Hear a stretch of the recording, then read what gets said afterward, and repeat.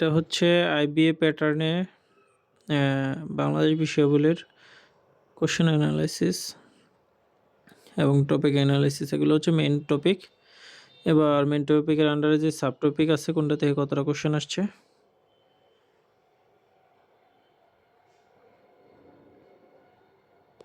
ওকে, sub topic থেকে আসে না।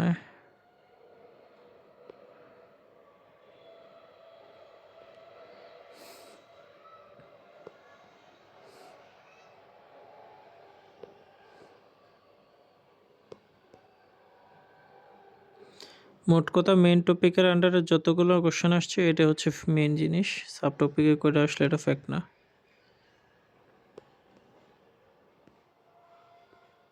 ঠিক আছে, মানে মেইন টপিকের আন্ডারে 69টা আসছে, 19টা আসছে। এই ছিল বাংলাদেশ বিষয়াবলী।